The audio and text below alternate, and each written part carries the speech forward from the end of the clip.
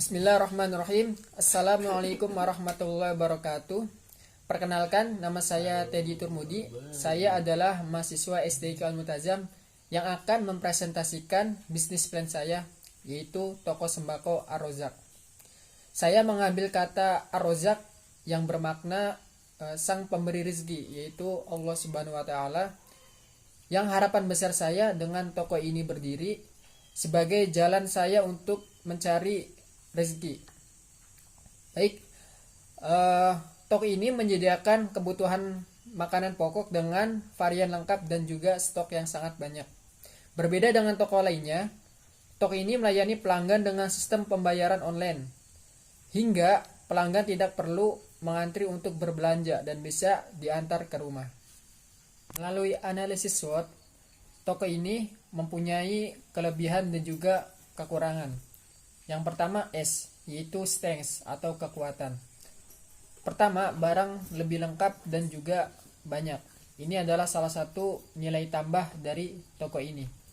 Yang kedua, harga grosir dan juga murah, karena menjadi daya saing tersendiri dari toko-toko lainnya.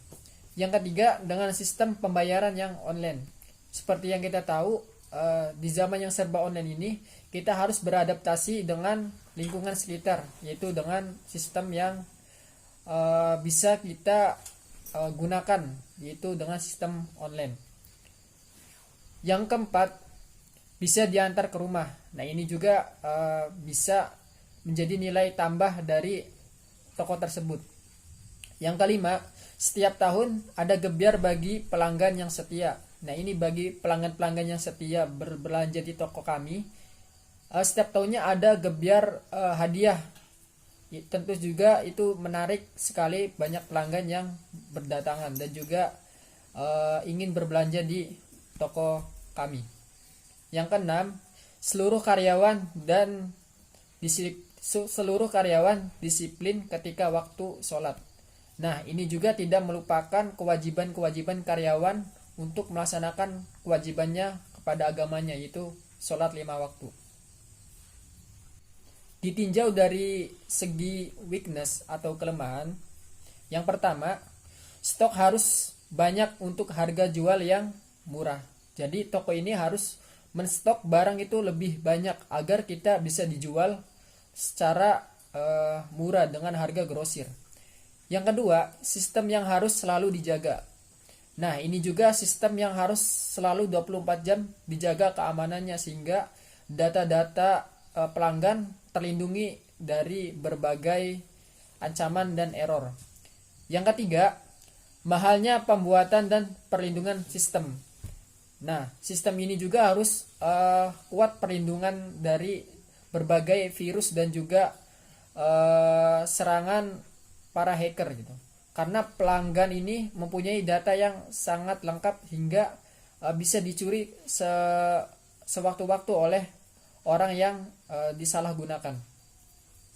Baik, selanjutnya ditinjau dari opportunity, yaitu peluang. Yang pertama, pasaran terjangkau luas karena setiap orang pasti membutuhkan bahan pokok makanan. Nah, ini juga pasti dari anak kecil hingga sampai orang dewasa, setiap orang pasti membutuhkan makanan. Jadi otomatis toko ini akan dicari oleh semua orang karena semua orang pasti setiap harinya adalah membutuhkan makanan pokok. Yang kedua, dalam masa pandemi ini semua orang membutuhkan makanan tanpa keluar rumah.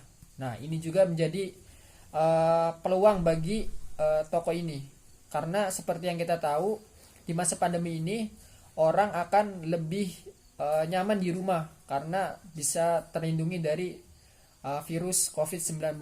Makanya saya dan juga rekan-rekan kami yang akan bisa membantu orang-orang yang membutuhkan makanan dengan mengantarkan ke rumah.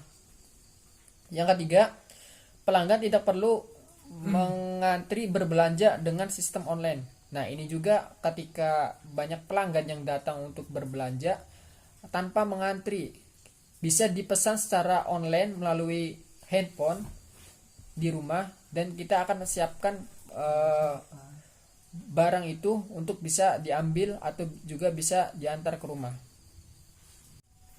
Saya yakin dengan bisnis ini akan sangat maju dan juga mempunyai daya dobrak yang kuat.